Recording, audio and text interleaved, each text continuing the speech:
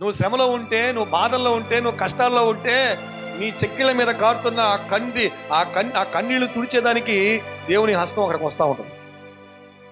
ఆ శ్రమలలో, ఆ నిందల్లో, ఆ అవమానాల్లో చేయని దానికి నువ్వు పడుతున్నటువంటి ఆ శ్రమలకి, బాధలకి, అవమానాలకి, ఆ నిందలకి నిజంగా నిన్ను ఓదార్చేవాడు ఎవరంటే నీ పక్షంలో నిలిచిన వాడు నీ దేవుడే. అక్కడ దేవుడు నిలిచి మనల్ని ఏం చేస్తాడంటే ఆయన ఓదారుస్తాడు, ఆదరిస్తాడు. అది ఎప్పుడైతే నువ్వు నేనేం చేయాలంటే నమ్మకం కలిగి ఉండాలి, విశ్వాసం కలిగి ఉండాలి. నేను ఎందుకంటే ఒక మాట రాసుకున్నా, మన నమ్మకంలో సందేహాలు ఉండకూడదు.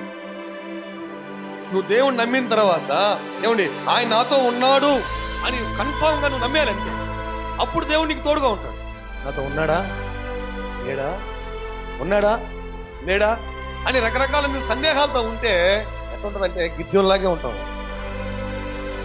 చూడండి, కొన్నిసార్లు ఆ భర్త పట్ల భార్య, భార్య పట్ల భర్త, మనుషుల పట్ల చాలా నమ్మకంగా ఉంటాం. మనం నాతో ఉన్నాడు, నాతో ఉంటాడు, అంతే ఉంటాడు. ఇప్పుడు మా ఆయన ఈ టైంకి వస్తాడు, ఖచ్చితంగా నీకు నమ్మకం ఉంది కదా. లేదా నా కొడుకు, నా కుమారుడు ఈ టైంకి వస్తాడని నమ్మకం ఉంటుంది కదా. మరి దేవుని పట్ల ఏమైపోయింది ఈరోజు చాలా మందికి?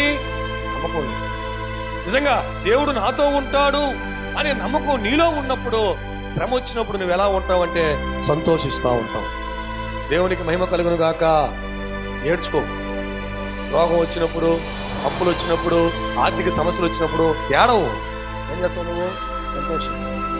ఎందుకంటే ఈ శ్రమంలో నేను ఒక్కడే లేను. ఇప్పుడు ఆ శ్రమంలో ఆ మనసు మీద పడి ఆ రోగంతో బాధపడుతున్నప్పుడు యోబు అంటాడు, చెల్ల పెంకుతో తీరుకునే దానికి కూడా నాకు గోళ్ళు లేవు, నాకు సహకరించడానికి నా భార్య లేదు, నా బిడ్డలు లేరు, నా బంధువులు లేరు, నా రక్త సంబంధికులు లేరు.